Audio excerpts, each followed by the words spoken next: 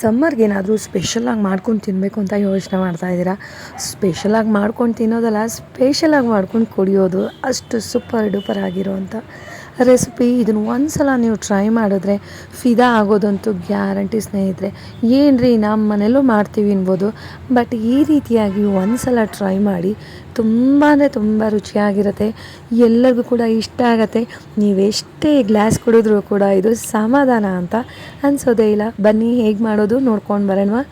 ನಾನು ಇಲ್ಲೊಂದು mixie jar ತೊಗೊಂಡಿದ್ದೀನಿ. ಅದಕ್ಕೆ ಸುಮಾರು ಒಂದು ಒಳ ಮುಷ್ಟಿವಷ್ಟು ಕೊತ್ತಂಬರಿ ಸೊಪ್ಪನ್ನು ಹಾಕ್ತಾಯಿದ್ದೀನಿ. ಅದರಲ್ಲಿ ಒಂದು ಅರ್ಧ ಭಾಗದಷ್ಟು ಪುದೀನ ಸೊಪ್ಪನ್ನು ಹಾಕ್ತಾಯಿದ್ದೀನಿ. ಒಂದು 3ರಿಂದ 4 ಎಸಳು ಬೆಳ್ಳುಳ್ಳಿಯನ್ನು ಹಾಕ್ತಾಯಿದ್ದೀನಿ. ಬೆಳ್ಳುಳ್ಳಿ ಹಾಕೋದ್ರಿಂದ ಒಂದು ಫ್ರಾಗ್ರೆನ್ಸ್ ತುಂಬ ಚೆನ್ನಾಗಿರುತ್ತೆ, ಟೇಸ್ಟ್ ಕೂಡ ತುಂಬ ಚೆನ್ನಾಗಿ ಬರುತ್ತೆ. ಸುಮಾರು ಒಂದು 30 ಎಲೆವಷ್ಟು ಕರಿಬೇವಿನ ಸೊಪ್ಪನ್ನು ಹಾಕ್ತಾಯಿದ್ದೀನಿ. ಅದೇ ರೀತಿಯಾಗಿ ರುಚಿಗೆ ಬೇಕಾದಷ್ಟು ಉಪ್ಪು, ನಾನಿಲ್ಲಿ ಕಲ್ಲುಪ್ಪನ್ನು ಹಾಕಿದ್ದೀನಿ.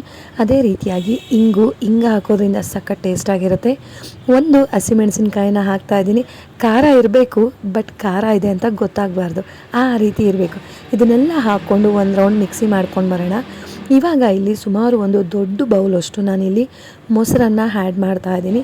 ಇದನ್ನು ನೀವು ಸುಮಾರು ಒಂದು ಅರ್ಧ ಲೀಟರ್ ಮೊಸರಿಗೆ ನೀವು ರೆಡಿ ಮಾಡ್ಕೊಳ್ಬೋದು. ಅಷ್ಟಕ್ಕೆ ಆಗುವಂಥ ಮಸಾಲೆ ಇದು. ಇವಾಗ ಇನ್ನೊಂದು ರೌಂಡು ನಾವು ಮಿಕ್ಸಿ ಮಾಡ್ಕೊಂಡು ಬಂದುಬಿಡೋಣ. ಆ ಮಸಾಲೆ ಮೊಸರು ಎಲ್ಲ ತುಂಬ ಚೆನ್ನಾಗಿ ಬೀಟ್ ಆಗಿರುತ್ತೆ.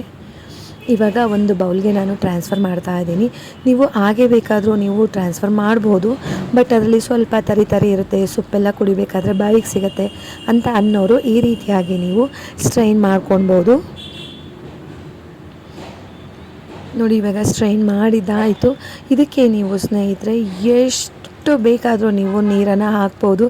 ನೀರಾಗಿ ಮಾಡುವಂಥ ಮಜ್ಜಿಗೆನೇ ನೀರು ಮಜ್ಜಿಗೆಯನ್ನು ಅದೇ ರೀತಿಯಾಗಿಯೇ ಕುಡಿಬೇಕು ಅಂತ ಹೇಳ್ತಾರೆ.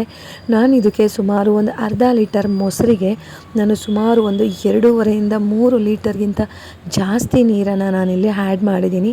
ಇದಕ್ಕೆ ಅದೇ ರೀತಿಯಾಗಿ ಸ್ವಲ್ಪ ಸಮ್ಮರ್ ಅಂದರೆ ನಮಗೆ ಕೂಲಾಗಿ ಬೇಕು ಅಂತ ಅನ್ನಿಸ್ತಾ ಇರುತ್ತೆ. ಸೊ ನಾನಿಲ್ಲಿ ಒಂದು ಬೌಲಷ್ಟು ಐಸ್ ಕ್ಯೂಬನ್ನು ಕೂಡ ಹಾಕಿ ಒಂದು ರೌಂಡು ಮಿಕ್ಸ್ ಮಾಡಿ ಸರ್ವ್ ಮಾಡಿದ್ರೆ ರುಚಿಯಾಗಿರೋ ಅಂಥ ಮಸಾಲ ಮಜ್ಜಿಗೆ ರೆಡಿ ಆಗಿಬಿಡುತ್ತೆ. ಸಕ್ಕತ್ತಾಗಿರುತ್ತೆ. ಈ ಒಂದು ಮೆಥಡಲ್ಲಿ ಒಂದು ಸಲ ಟ್ರೈ ಮಾಡಿ.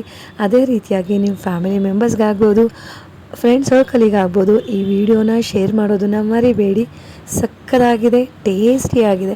ನೋಡ್ತಾ ಇದ್ದೀರಲ್ವ, ನಾವು ಸರ್ವ್ ಮಾಡುವಾಗಲೂ ಅಷ್ಟೇ ಸ್ವಲ್ಪ ಅದನ್ನು ಡಿಫ್ರೆಂಟಾಗಿ ಸರ್ವ್ ಮಾಡಿದ್ರೆ ಎಲ್ಲರೂ ಕೂಡ ತುಂಬ ಇಷ್ಟಪಡ್ತಾರೆ. ಸಮ್ಮರ್ಗಂತೂ ಮಾಡಿಸಿರೋ ಅಂಥ ರೆಸಿಪಿ ಮಿಸ್ ಮಾಡಬೇಡಿ, ಟ್ರೈ ಮಾಡಿದವರು ಕಮೆಂಟ್ ಮಾಡೋದನ್ನು ಮರಿಬೇಡಿ ಸ್ನೇಹಿತರೆ. ಹೋಗಿ ಬರಲಾ? ಬಾಯ್ ಸ್ನೇಹಿತರೆ, ನಮಸ್ತೆ.